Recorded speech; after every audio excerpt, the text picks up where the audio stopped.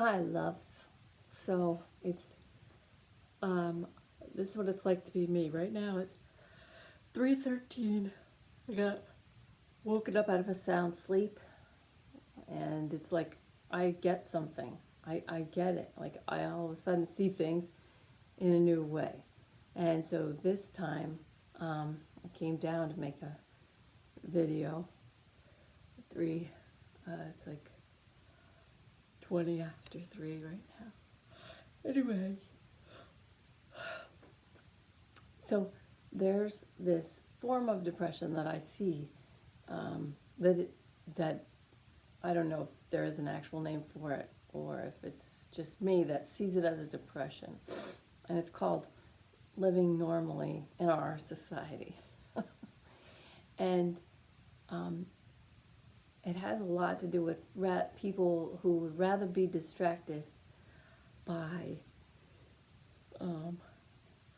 really awful shows and echo chambers and NPC behavior than meditate and watch a bee walk around on a leaf, or listen to the hawks scream. People who would rather distract themselves with the fake world, than the real world. And I've seen virtual reality glasses, and I'm like, wow, that's really neat,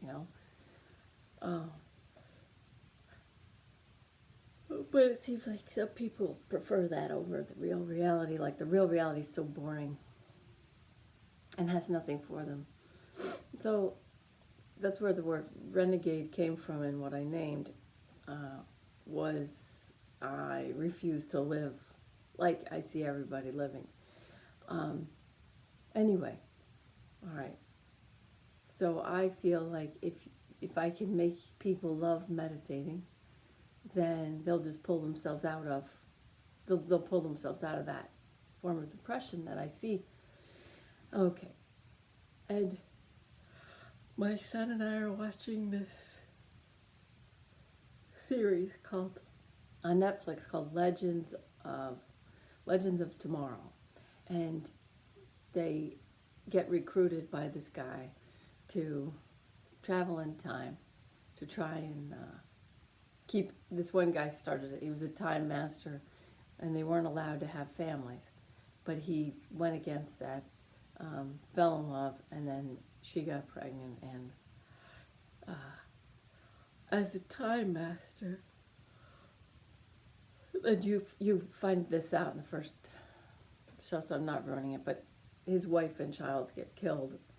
So he's recruiting these people to try and keep that from happening. And you're not supposed to mess with time.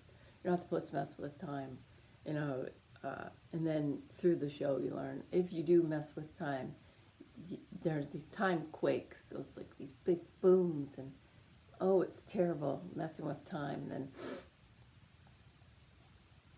there's certain rules to it. You can't go back to there's certain rules to this time travel thing. Or if you do this or you do that, oh no, it's really bad.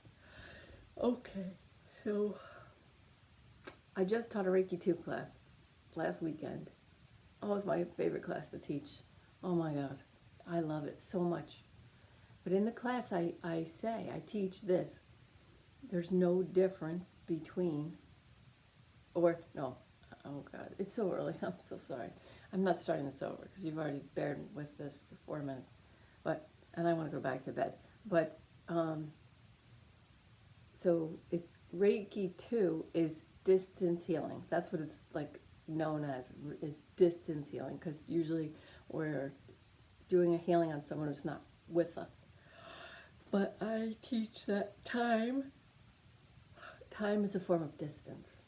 So like time's not necessarily linear. We can manipulate it. So before I was pregnant, when I was pregnant, but before I went in to give birth to my baby, I created a healing for myself to receive. And then I sort of put it up in the, atmosphere. And then when I went in to have her, I pulled it down to myself, but then I just kept pulling it down to myself over and over and over. So I did the healing one time, and then I used that healing multiple times, because when I did the healing, I set that intention. I've done so many things with my mind. You think I was nuts, but anyway, I received the same healing over and over and over. And then I've set that healing, and then I've set another intention to make it the longer. I did an all calm down. I did a video series called All Calm Down. I was scared out of my mind. You can probably tell when you listen to me talk. I'm so scared. But anyway, I set the intention that as people do that healing, those healings through time, they get more powerful for that person. So the more times you do that healing. I didn't say that in the series because people would just be like, what do you even, So I have a lot of stuff I just keep to myself because I think I sound crazy. I think that's kind of dwindling because of stuff like this. I just have to get this out because it's just driving me crazy. So in this show, Legends of Tomorrow, they can check on history with this guy in this show I just saw. He was carrying a book. And there's these, I forgot to call it, but Julius Caesar was walking around in not Maui, but something like that. I guess this is my way of not ruining the show for you, but Julius Caesar was walking around in 2017, Aruba, that's what it is. And one of the Legends of Tomorrow guys was just on vacation because they disbanded this group. And he's beating the crap out of Julius Caesar. Well, it's the beginning of season 3, I think, or something.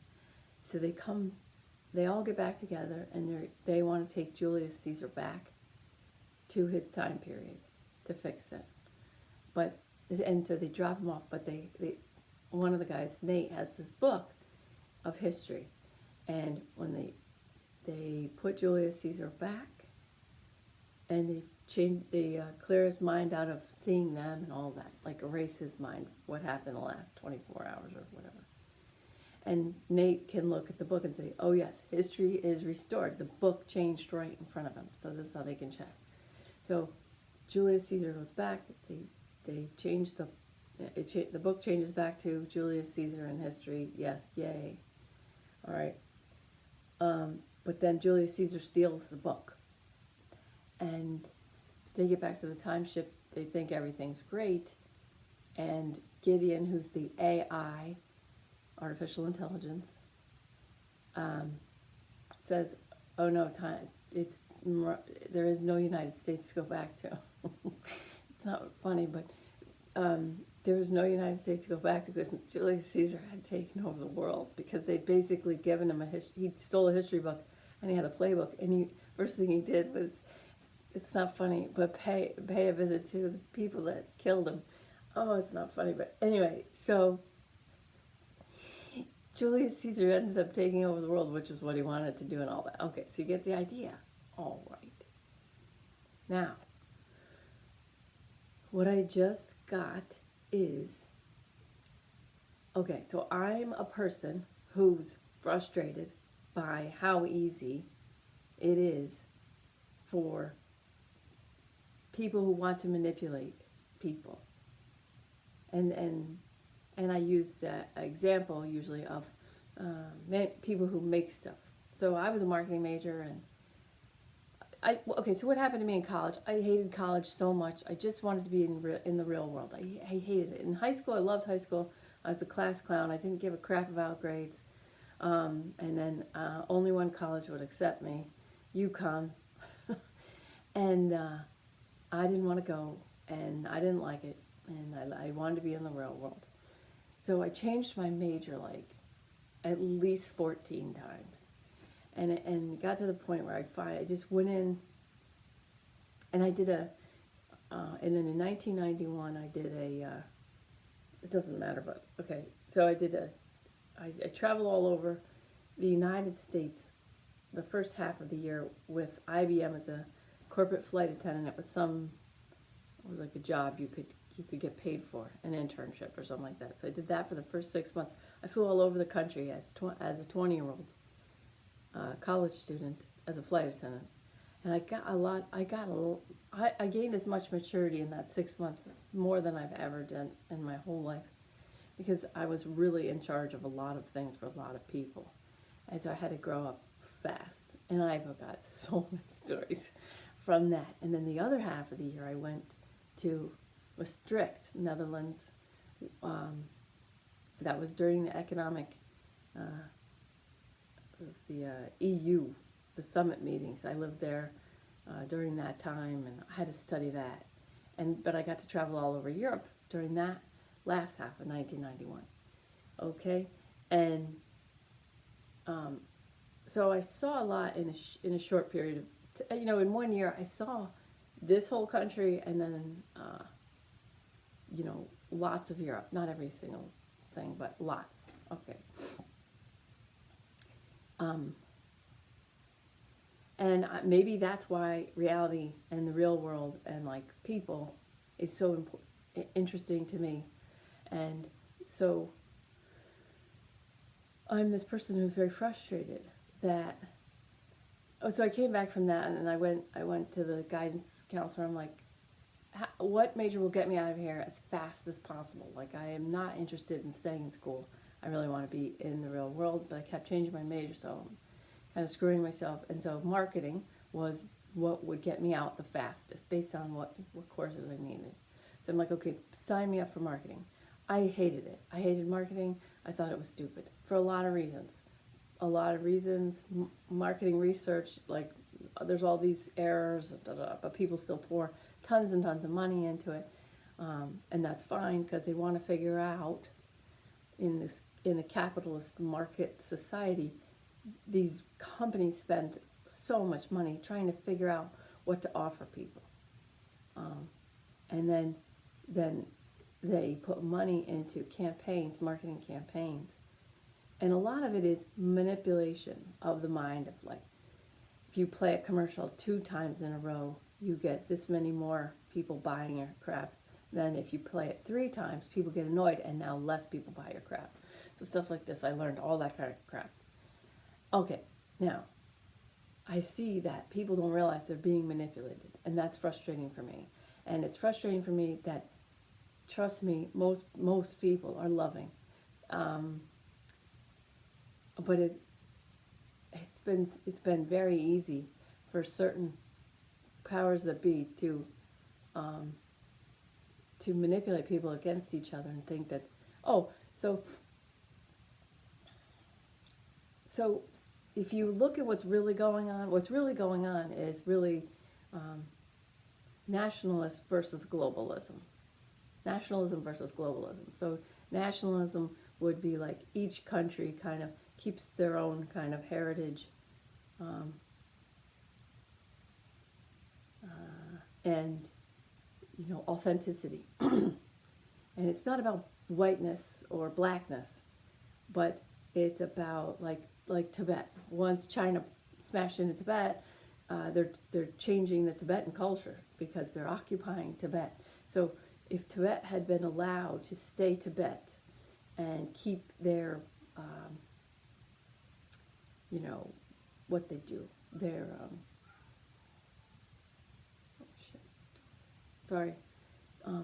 keep their kind of sovereignty as a nation, and keep their, then people could go visit. Like in 1991, when I went to visit different countries, they were kind of, this is what Germany's like, and this is what Austria's like, and this is like that. But the globalists, there's a globalist movement for one world, and George Bush Sr. used to talk about it. And he'd talk about the New World Order, and the New World Order is, like one kind of government controlling the whole. That's a globalist. All right, so there's a push for globalism, and then there's smaller people are starting to go, wait a minute, we don't want to one world. We like our different cultures. Okay, so this is what it is. It's not Democrat versus Republican. I don't mean to laugh, because Democrat versus Republican are really a way of dividing people.